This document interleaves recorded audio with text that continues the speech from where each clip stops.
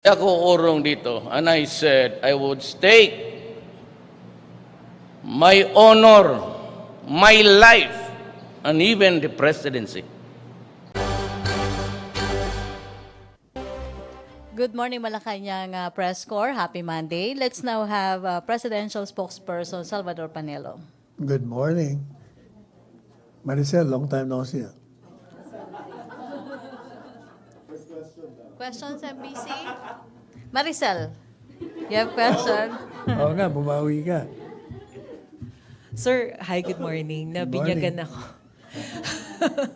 Sir, what's the palace position on calls from different government officials for the resignation of the UP Regent because of UP Regent, sir? Bakit daw?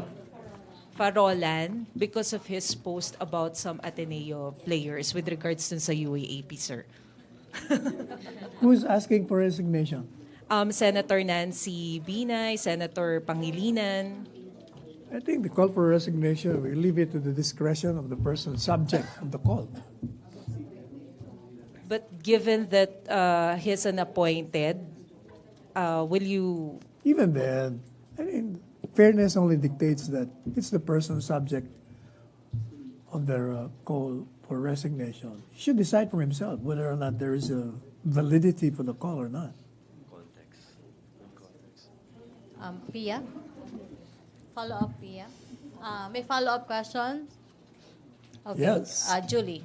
Julie, Sir, I think the context of calls for resignation for UP Regent Spocky Farol is that he called for violence against some Ateneo players in the light of the ongoing UP Ateneo match in the UAAP. Now, some are saying that since that he's a presidential appointee, it's very unbecoming and it might reflect on his, being an appointee of the president. So, what's your take on this? I think we should give the person the benefit of the doubt. Let him explain himself. That's what we call due process and the rule of law. He said, sir, that it was in jest. Do you think that violence against university athletes should be... I think there should be a body that will objectively investigate that incident so that the finding will come out. A body to be created by Malacañang, sir, or you're leaving it up to UP? We leave it to UP because it happened there. We always respect the independence of any entity in this country. Thank you, sir. Okay, other issue? Pia? Sir, the AFP says that it will formally recommend to President Duterte the extension of martial law, and the PNP has also expressed its support for the extension of martial law. The President has always said that he will abide with whatever the military officials will recommend. So, ibig sabihin po ba, sure na yung extension ng martial law with the recommendation of the AFP and the PNP? Of course, the President will always evaluate whatever recommendations that the AFP and the PNP will give him. But given the support of martial law in Mindanao, even by a Catholic bishop and the citizens there, the President may be persuaded to grunt to approve the recommendation. But, of course, again, that is the prerogative of the President. Ano pa po ba yung mga considerations na iti-take ng Presidente po in deciding whether or not to extend martial law? Well, palaging, the basis palagi will be the safety of the people there. If the threat remains and there is still an ongoing rebellion, then constitutionally the basis would be valid for continuation of martial law. Thank you, sir. Question? Maricel, follow-up. Sir, follow-up. Sir, you think it will be easy for Malacañang to convince lawmakers should you decide for martial law extension? Because some senators are saying that it will be more difficult to convince them now for the extension of martial law dahil nabigyan na ng specific period to do the job. Again, the Constitution grants them the authority to decide whether or not it will extend martial law. So we'll leave it to them. Okay, MPC questions? Joseph? Or Raymond Tinasa? Microphone, please.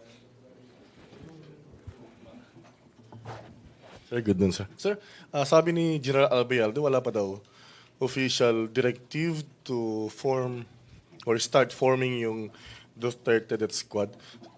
Mino, kung meron kayong timeline on when do we expect na kung matutuloy talaga ito?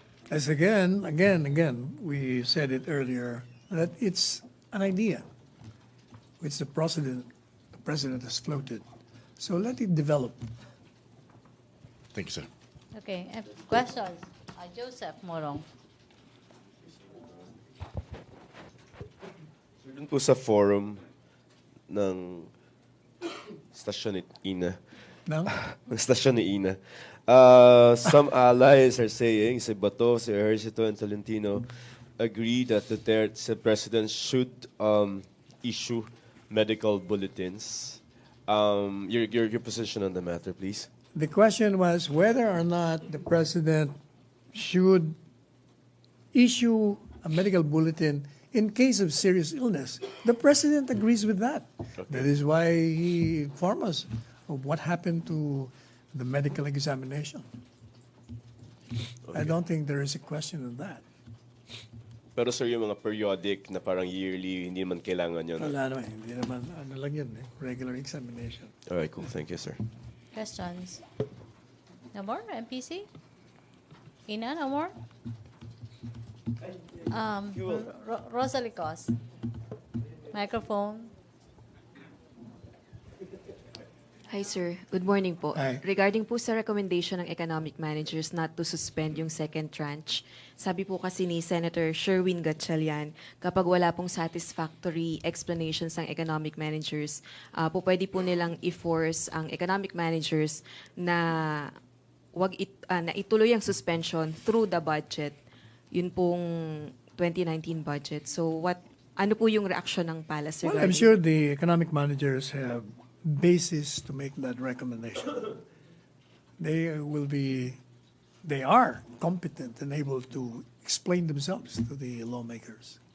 Aside po ba sa recommendation ng economic managers, ano pa po yung titimbangin ng Pangulo para mag-decide kung kailangan ba talagang suspindihin or wag? Well, yung batas, di ba? Meron tayong batas, may requirement. Sa tingin niyo po ba karapat-dapat na gamitin ng Senado yun pong usapin tungkol sa pagpasa ng 2019 budget? Hinggil po dito The sa... passage of the budget would again depend on the call of members of Congress. That is not for the president.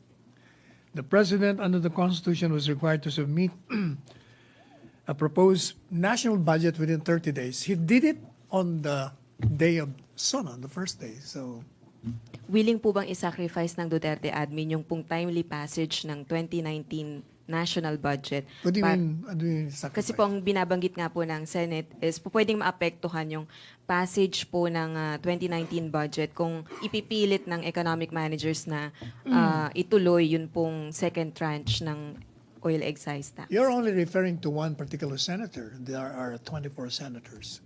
He may not be, his opinion or observation may not be shared by the 23 others. Okay, thank you, sir. May follow-up? Other issue? Yep. Raymond Tinasa. Sir, just on the comment made by Foreign Affairs Secretary Teddy Boy Locsin, when I think he called bullshit yung case against the group of Saturo Campo. Your comment, sir, and the premise is he's a member of the cabinet and an alter ego of the president. How do you see this opinion, sir? I already issued a statement on that. We view the comment of SFA Locsin as a personal sentiment, given the fact that he and former Congressman Saturo Campo are friends and were both together in Congress. So, he's allowed, or anybody of you guys in the official family is allowed to air your personal opinion, regardless if it is pro or against the stand of the administration? Again, I said his statement is a personal sentiment. It is not reflective of the view of the administration. Thank you, sir. Okay, MPC questions. No more? Christine? No more question? May tanong? O Joseph? Joseph Morong.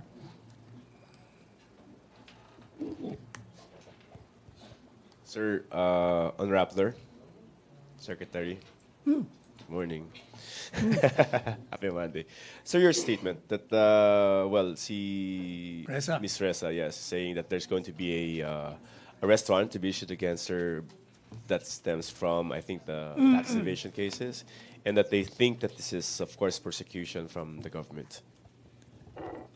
You know, we have repeatedly said that we never and will never interfere with the function of the judiciary as well as the other branch.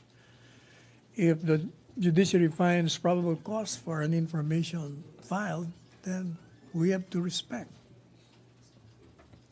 the law on the matter. Ms. Reza has or is entitled to legal remedies under the law. And she has her lawyers, so I don't think she has a problem with respect to losing her liberty because she is precisely going to post bail.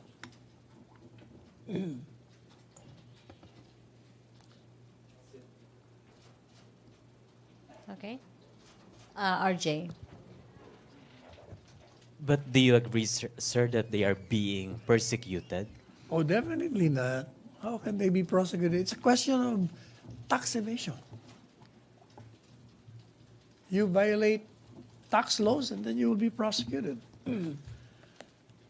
If you have a justifiable reason for so doing, or you will introduce evidence to show that it's not true, then you will be acquitted. Everyone is entitled to the presumption of innocence, and that includes everybody, including Ms. Reza. Okay, MPC. No more questions? Christine. Sir, but wala naman fears yung Malacañang that baka it will have a negative impact again pag yung ganitong merong arrest order No. against the president because he has been very vocal against Rappler. The stand of Malacañang is always, you violate the law and you will have to account for it.